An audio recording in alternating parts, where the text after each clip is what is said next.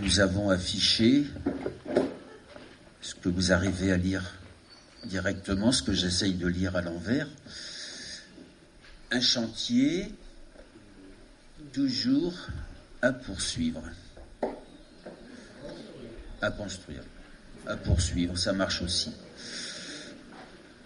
Donc c'est la barre. Un chantier qui a été commencé depuis Jésus, et on pourrait dire même depuis Abraham. C'est le chantier de la construction du peuple de Dieu.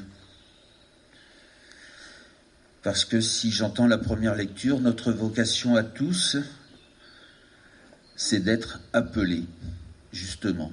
Vocation, appelés, c'est le même mot. Nous sommes appelés à entrer en amitié avec Dieu. Les uns et les autres, quelle que soit notre vie, quels que soient nos parcours, quelles que soient nos orientations, nous sommes toujours appelés à vivre en amitié avec Dieu.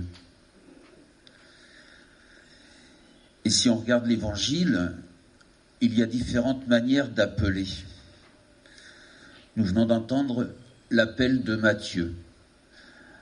Un appel pour certains que Jésus fait, où il leur dit « Suis-moi ». Et puis il y en a d'autres qui rencontrent Jésus et Jésus les appelle à retourner là où ils vivent. Ça veut dire que tout le monde ne fait pas la même chose. Même si tout le monde est appelé à vivre en amitié avec Dieu, chacun, chacune, nous prenons notre part dans la construction de ce royaume avec Dieu. Et comme le disait Paul dans la première lecture, si nous construisons chacun ce royaume, il y a différentes responsabilités, différentes activités. Alors à son époque, c'était les apôtres, les prophètes, les évangélisateurs, les pasteurs, ceux qui enseignent, etc. Et le rôle de l'Église, c'est de transmettre cet appel de Dieu et de construire ce peuple pour qu'il soit co-constructeur avec Dieu du royaume. Et c'est pour cela que si on faisait l'énumération de tous ceux qui ont une part active dans l'Église, on verrait qu'il y a plein de choses différentes, de réalités différentes. Il y en a qui prennent plus soin de l'Église déjà instituée, des églises bâtiments, etc. Il y en a d'autres qui prennent plus soin de proclamer la parole pour qu'elle soit entendue en dehors des limites visibles de notre Église. Et chacun, à sa manière, donc, répond à cette vocation, à cet appel de Dieu de participer à la construction de son royaume, de le suivre selon ce qu'il demande.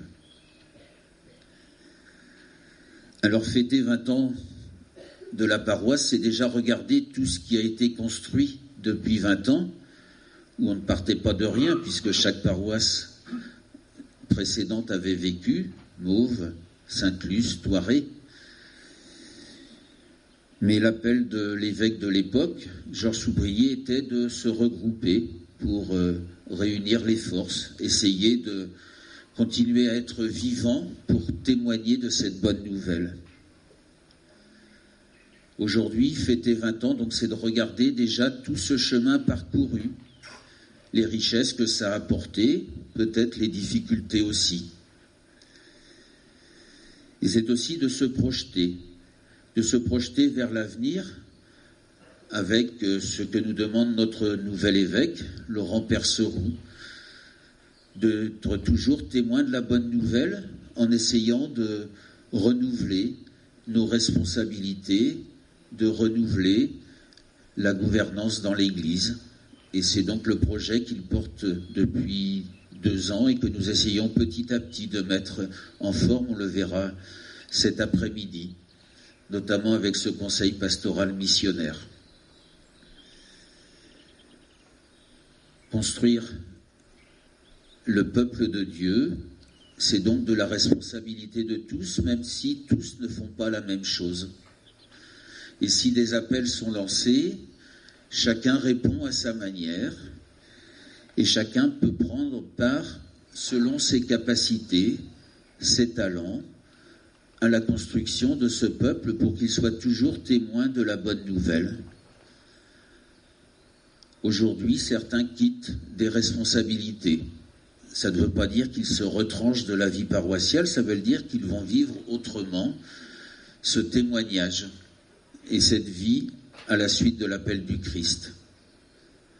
D'autres entendent des appels et y répondent, positivement ou négativement, mais c'est non pas pour se soustraire à l'appel de Dieu, mais bien pour essayer de se réaliser comme fidèles dans les services que chacun et chacune peuvent rendre.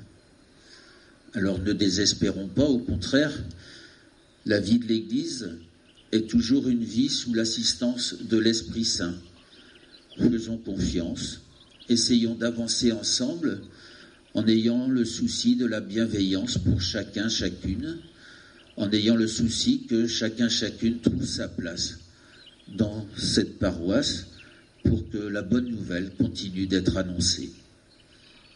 C'est le Christ qui nous appelle, c'est le Christ qui nous invite à marcher avec lui. Soyons heureux de répondre à notre manière à cet appel.